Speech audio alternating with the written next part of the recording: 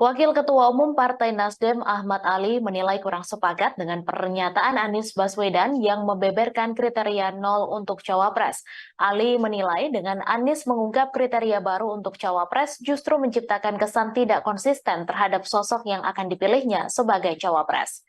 Menurutnya terkini hal yang penting adalah Anies bijak dalam menentukan wakil. Atas hal itu, dibanding Anies mengungkap kembali kriteria baru, lebih baik segera mengumumkan siapa nama cawapres tersebut. Sebab Ali meyakini bahwa apa yang diungkap oleh Anies Baswedan yakni sudah merujuk kepada satu sosok. Ali juga menilai dengan diumumkannya nama cawapres maka tidak akan memberikan respons pihak lain untuk mencocok-cocokkan kriteria yang diungkap. Perihal siapa sosoknya, Ali menyatakan bahwa Nasdem menyerahkan sepenuhnya kepada Anies Baswedan.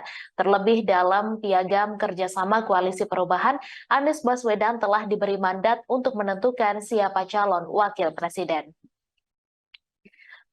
Ali mengatakan hal yang terpenting, sosok itu harus bisa membantu memenangkan Anies Baswedan di Pilpres mendatang, bukan asal maju. Sebelumnya, Wakil Ketua Umum Partai Nasdem Ahmad Ali menyayangkan ungkapan bakal capres koalisi perubahan yakni Anies Baswedan yang menambah kriteria untuk cawapres. Anies menyebut ada sosok cawapres yang cocok untuk maju, yakni harus memiliki kriteria nol atau bebas dari risiko hukum.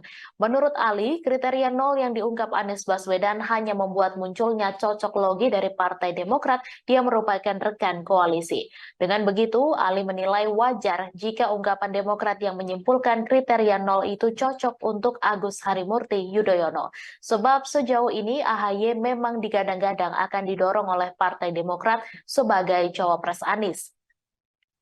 Sejatinya, Anies menurut Ali tidak perlu mengubah-ubah atau menambahkan kriteria cawapres, sebab hanya diberikan mandat untuk menentukan dan mengumumkan cawapres. Sementara terkait kriteria itu merupakan kewenangan partai politik koalisi perubahan.